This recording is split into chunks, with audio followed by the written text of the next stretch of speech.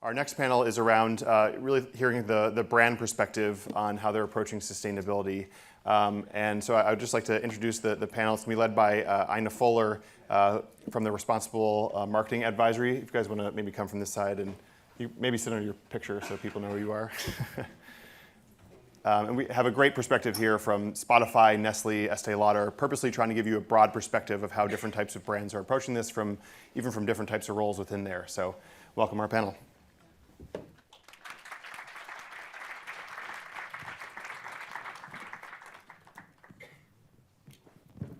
Hello. Hi, guys. Hi. So thank you, Frank. So I'm Ina, the Global Sustainability Director from the Responsible Marketing Advisory. We are a good growth consultancy. We've talked about good growth, including in the keynote. What does that mean in our context?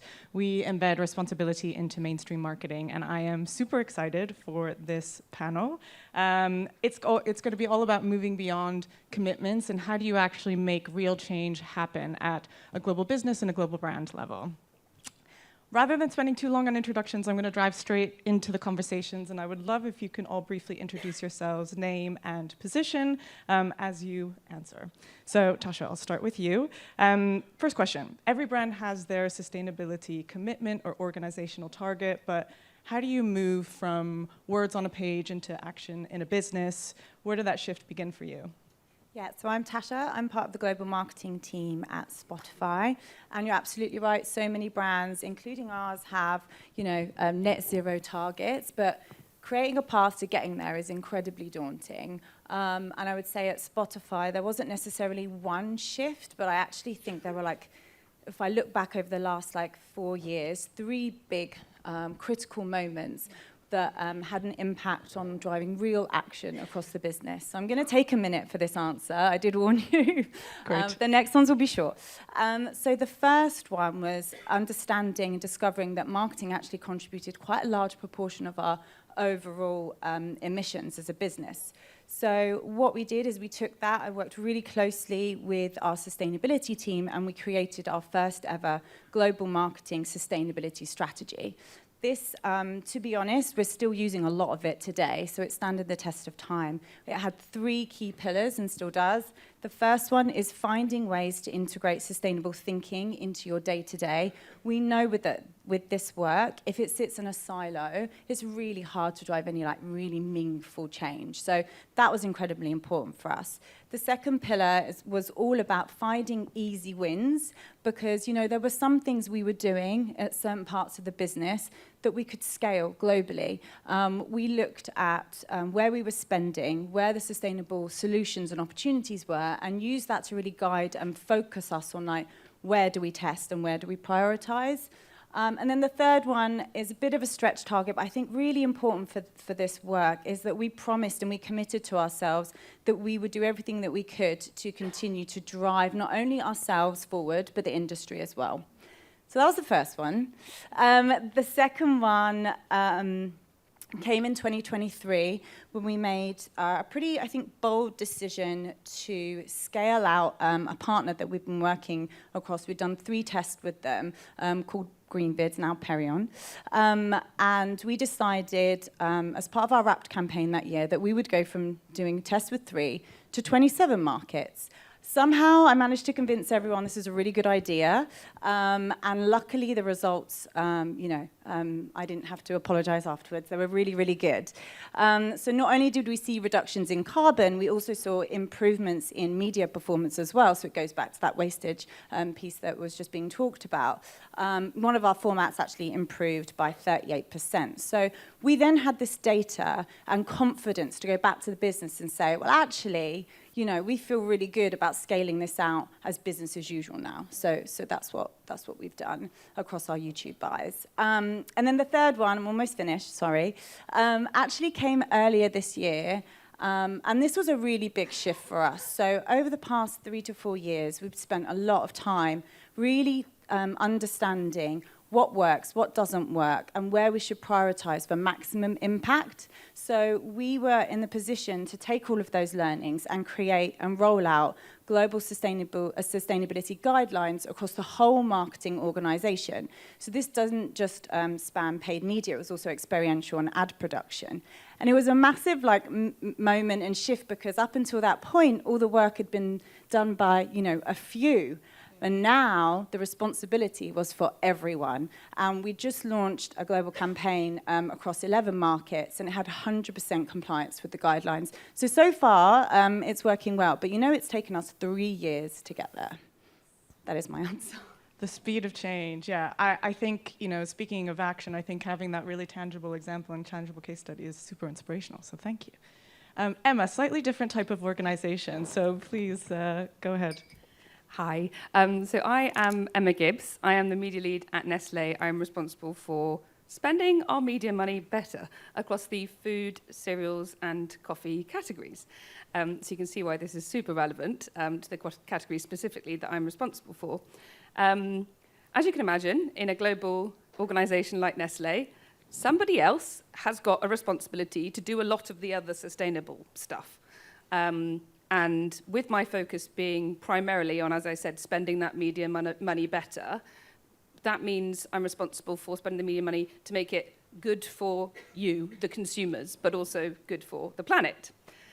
Now, everyone else has different pressures, and everyone else has different priorities. So it's really hard, as you can imagine, to balance those priorities. I'm responsible for, there's 11 categories, 11 different businesses who each have, it could be up to 30 people in that brand team. There's a lot of people to educate. And I think the core sustainability focus has perhaps not been on paid media. And that's understandable. There are thousands and thousands of people to get their head around this. And actually, I don't think the currency of carbon emissions in media is necessarily understood as well as it could be. So that's one thing. And there's a lot of people who don't necessarily understand it as well as they could do. And that's on me, to make sure that we can educate and upskill those people on how it is that paid media can contribute to our overall net zero targets, of which one of them is 2025, 2030, 2050. 2025 is right now. So that, I think, came quickly. However, we have, as a portfolio business, we have the responsibility of constantly innovating and making sure we're advancing our media buying and planning practices. So we have a test and learn roadmap, as I'm sure many brands do. And within that, we have maybe 5 pillars, of which one is sustainability in media. So that is one way that we've ensured we are testing and learning to understand how we make a sustainable switch in our paid media plans a no-brainer, essentially. So if we're asking our brands to completely change the way they plan and buy their media, and it's more expensive, it's just not going to happen, because there are so many other priorities at the moment, including HFSS and less healthy foods, good for you, good for people. And likewise with the rise of retail media. That takes up a lot of airtime. So getting the conversation in the first place is quite challenging. So I think the greatest steps we've taken from a purely paid media focus is just that. Test, just change one thing, slightly a la the late Michael Mosley, just change one little thing and see what cumulatively those little changes in our media plans can amount to year on year, to gradually and generally, they're tiny changes, but they're generally, across the whole of the 11 businesses, can amount to a lot more. So yeah, it's about evidencing the changes we've made and the positive impacts those have made, but they are small changes, but that's good, that's fine. Very helpful. I think it's really important to hear from businesses like yours in the sea of priorities that you have over change, how sustainability actually fits in. Sandeep, to use Emma's words, I think you are that someone else that looks at more than marketing as sustainability in your title. Tell us a little bit about this question from your perspective. Yeah, sure, thank you. Hi, so I'm Sandeep. I look after citizenship and sustainability across UK, EMEA and emerging markets, and I'm part of a much bigger sustainability function that sits in New York. We are a company that has a portfolio of around 25 different brands under us, and that's spanning across hair care, skincare, fragrance and cosmetics, with a number of brands that I think many of you will have heard of. like Joe Malone, Aveda, Mac, Tom Ford, just to name a few of them. And so for my role, there's a real, for all the sustainability team, there's a real complexity around selling products in 150 different countries, across different brands, and the supply chains that we have to deal with. So a big part of how we work on embedding sustainability has been around capacity building, which I know has already been mentioned and seems to be super important, along with coordination. There's just a lot of coordination work that has to happen. And I think in terms of how we really work on it, we start with the goals on paper and get that top level agreement. But I think it's important for us to think about how we set those goals up. So our company culture is very much alignment heavy, which has been really helpful for how we set goals, meaning that every time a goal is set, there are multiple functions involved. So marketing will be there, but so will supply chain, so will legal, so many different functions. I mean, we have so many activities in the business we have to think about. And that also means people become invested in those goals, which is helpful because then from the sustainability team, we have all these quite boring but important governance structures that we try to set up, which are really helpful when we know people are already invested in the goals. And as an example, we have a climate management committee that our global climate team looks after. And again, that's a multifunctional working group, and they are really responsible for operationalizing our climate work streams. So at the same time, we're also trying to upskill because this isn't part of lots of people's jobs. We are the sustainability team, and we recognize lots of people are expanding their roles now to do this. So we're providing climate training for brands, also for our C-suite. So we've trained some of our executives on this, and also our regions. So we did a training earlier this year in the UK. And then we have our external accountability that really helps to keep us on track as well, which is where we're reporting our annual progress in our reports towards these sustainability goals. And we also have a climate transition plan, which is a place where we really transparently outline where we are making progress on our goals or where we have challenges and the reasons for those challenges. So I think in summary, I mean, for our kind of company, that it's so important, these governance structures, starting with those goals, but then making sure you get all the functions brought into it so that then when you do the governance, it doesn't feel as difficult as it might do. Yes, I think education is a really, really big theme that I'm hearing. How do we move the masses? I'm going to slightly switch the order and ask Emma next question. So in the sea of priorities of change that you have, how do you balance long-term goals with short-term pressures, business as usual, cost? What are the challenges that you have, and have you had to make any compromises? Yes. There are, as you said, a sea of priorities, and of course, primarily we're constantly chasing greater effectiveness, greater efficiency. We're trying to balance our brand health and brand growth versus the short-term sales and protect that brand growth, of which brand trust is a major factor of why people choose or have a preference for one of our brands. As I said, there are about 11 different businesses, maybe 40 brands, and each of them is on a different part of their journey.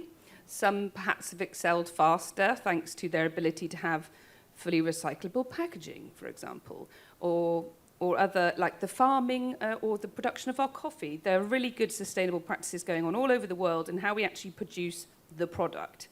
So that part is quite well covered. It's just the choice to discuss those sustainable practices or ethical practices within the comms, based on what effect it will have on the brand health and sales.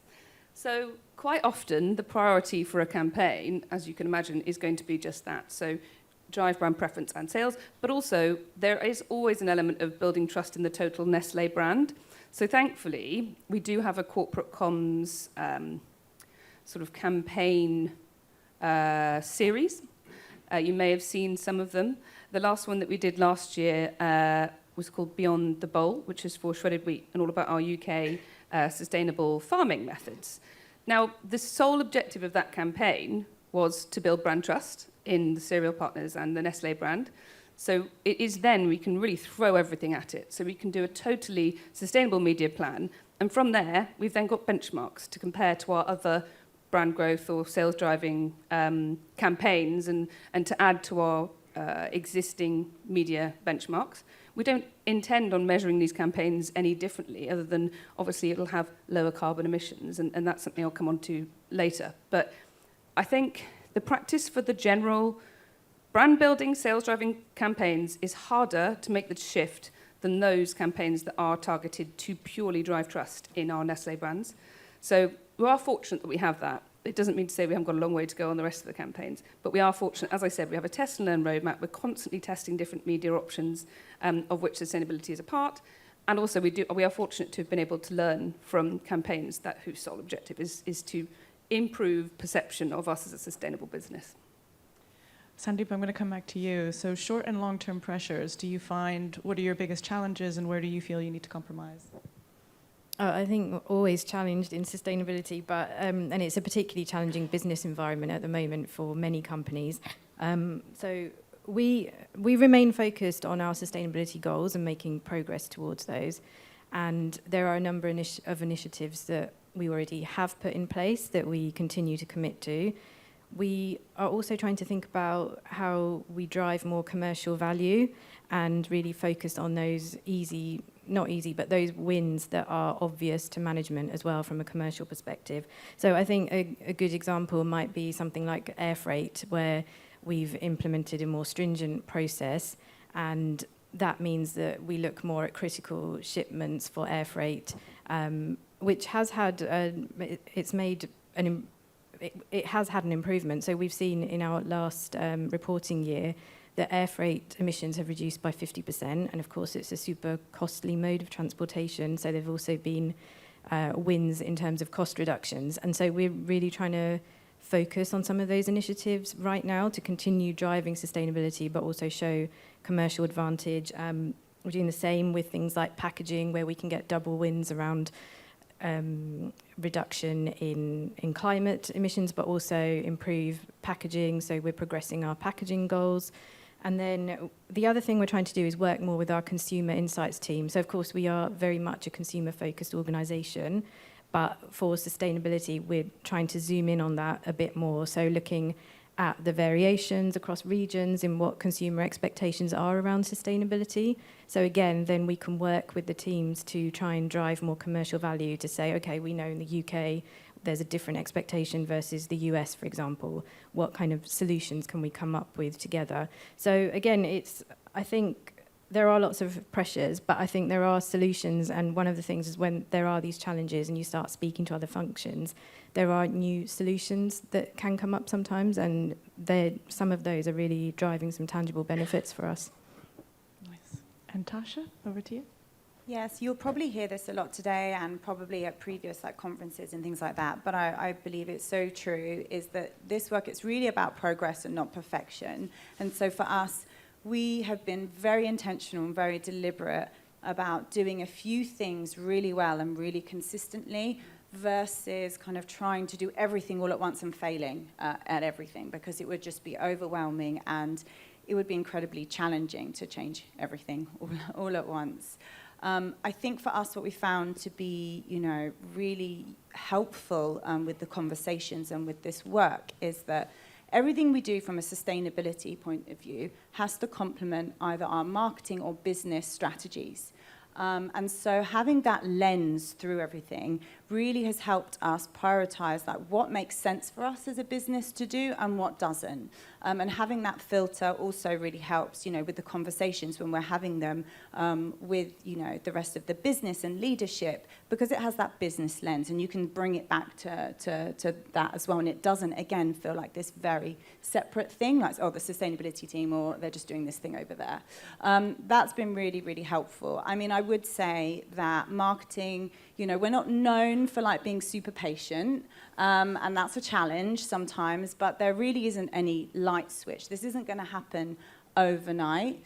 And so we've really just got to be prepared to have pushbacks, be prepared for not everything to work, but continue it anyway, continue the work. It's really important, and don't give up. I love it. There's a really strong theme between what you're all saying, and it's a controversial statement I make sometimes, which is meant to be helpful, that sustainability isn't enough. It's not really enough to motivate action, and it either from a business perspective either has to drive performance, or from a consumer perspective has to drive benefit, right? It has to be more convenient, has to be better cost. So I love that in your everyday business as usual environments, you're really thinking about this, so you start to make it an easy choice for consumers. So great. In the room, we have a lot of agencies, media partners. For each of your organizations, what do you need in terms of collaboration from partners for businesses like in the room? I will go to you, Sandeep, first, and then come back around. Yeah, I think there has been so much work that's been done on methodologies in this space, really great work, and work from AdNet Zero and GMSF, and that's all been amazing. I think it's time to move to measurement and action. So I guess from my perspective, it would be for agencies to continue what they're doing to put this topic on the agenda, and to talk to brands like us about solutions they have. That kind of engagement with suppliers is really key to our climate strategy. We also do it ourselves in other ways. So we have many hurdles around climate in terms of the size of suppliers we work with and the fragmentation across data consistency, data quality. But we are trying to also support suppliers with that. And one way is through the Supplier Leadership Forum on Climate Training. And we put some of our suppliers through that training so they're able to get access to expert trainers and online modules, and out of that process they get support to measure their footprints and set goals, because we know everybody's at a different point in the journey. And we've had, again, some really good success from that. So as of last year, I think we're up to 90 strategic suppliers in that forum, and 20 of them have gone on to either commit to setting targets or they've set targets, and that has been really positive for us. They often have multiple customers in the forum, so they can also show engagement to several customers at the same time. We are also asking some of our suppliers to participate in the CDP supply chain, mainly, to encourage that accountability around emissions measurement and reduction. And that's been, again, really helpful for us. We're seeing year on year that more and more suppliers are participating there, and the data that we're seeing also is increasing. So we're seeing a lot more reporting on scopes 1, 2, and 3. And we also are seeing more suppliers are starting to use renewable electricity, and we can use that data then to also improve our own data sets, because as has already been said, the data is not perfect, but it is improving. And the more that companies start to report, the more we can start to improve our data sets as well. So I think that's all been really helpful, and it's those kinds of partnerships that we need to see more of now, and that real commitment to starting to do something, which I think we also heard in the speech before around actually to take action, and measurement, I think, is the first step that we need to take. Tasha, what about you? What do you need from these people in the room? This audience. So for our agencies that we work with, we need real commitment, and we need shared ownership when it comes to goals. So if we set ourselves goals and targets, I'm creating targets for our agencies as well, and that's what we do, because it's not possible for us to achieve all of our goals, on our own. We have to collaborate, we have to work together, but there has to be that shared ownership that, yes, that might be our goals as Spotify that we're setting, but as our partner and our agencies, you are part of that. These are your campaigns as well, This is your marketing that you're helping put out in the world. So there's that shared responsibility. We have meetings where we really openly talk, we see how we're pacing and tracking versus the targets that we've set. We talk about what's working, what isn't working, and have those really open, honest conversations of okay, maybe we should change this, maybe we need to deprioritize that one. So it's an active, ongoing conversation all the time, which is incredibly important. So I think it's not much, I just want real commitment, consistently, and I want, our goals to be theirs. She's coming around to shake hands at the break. I think some of my agency are here, actually, so. Emma, same question. So obviously I'm going to draw on a food analogy. And I am at risk of greatly oversimplifying this ask. But I think we are producers of food. And our role is to make the products that the people want to buy healthier without them having to think about it. So you see where this is going. If you think about the labelling on the front of food, we've got red, amber, green for fat, salt and sugar. It's so easy to choose a healthier option when you're at the shelves in the supermarket or in the fridge or wherever you are buying your food. It's literally a universal currency now. It just got put there one day and everyone just gets it. And now they've done it on restaurant menus with calories as well. And we're like, oh God, this is so easy, but it's just there now and we get it. So what is the equivalent on a media plan? Do we need like a red, amber, green currency on every single plan? Do media owners need to think about how they reformulate the thing they are selling to us? It's grossly oversimplified, but I think if we take inspiration from, well, what is my own category and how behaviour change has changed, what is our equivalent in media? Because it does need to be that simple.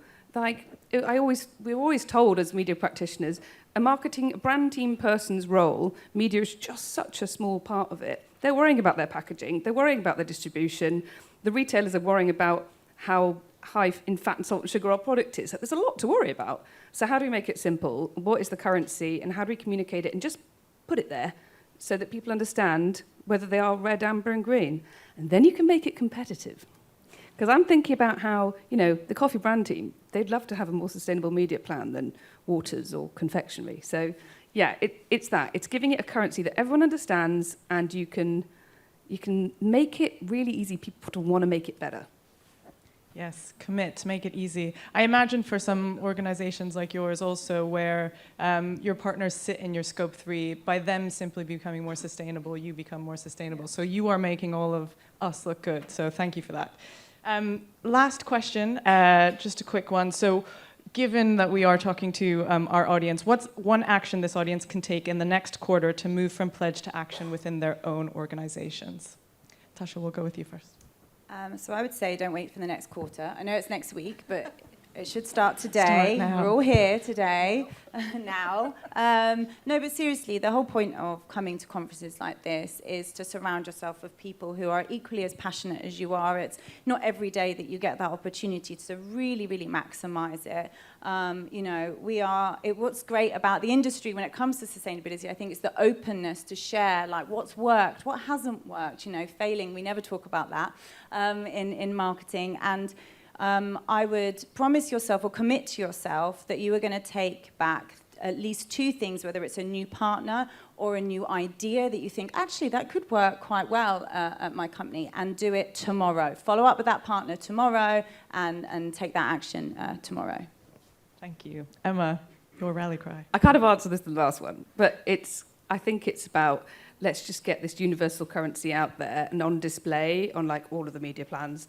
And I think if we can set some benchmarks and, like you said, just be a bit more vocal about how we're doing, like how are we doing on our every channel plan? Like, what is the benchmark for a red, amber, and green media plan? Obviously, it's dependent on budget, etc. But we know what we can do with creative. We know what we can do with production. In terms of the media distribution point, I very boldly said when we were talking before, if we changed absolutely nothing on our media plans, gosh, this sounds lazy, but if we changed nothing, how could we make a really small tweak within what we're doing right now to make a big difference? And I think that's on the end supplier of said media to feed into a currency that's widely accepted, and we all know where we sit. Is it good? Is it bad? I don't think anyone truly knows what we're doing right now is good or bad. So I think set the benchmarks, set precedents, and start making progress. Thank you. Sandeep? Yeah, I agree with all the points that have already been made. I think everybody has a role to play in this topic. So I think as a starting point to put it on the agenda, it's not always on the agenda. So discuss it with your clients or with your suppliers just to see where everybody's at or if they're even thinking about it. And again, like we've all said before and you'll keep hearing and have heard before, the data isn't perfect, but it shouldn't prevent us taking action. And as you start taking action, we've seen that you can start improving data as well. So, the collaboration piece is super important. For us, our the biggest part of our footprint by far comes from our value chain. So we are really engaged with thinking about how can we work more with our partners. So I think if you have an idea, then bring it forward and let's see if there's something we can do with it. Thank you. Thank you so much, all three of you. I definitely learned something. There's no Q&A for this section, so if you have a question or you want to come chat, find us in the break. Thank you.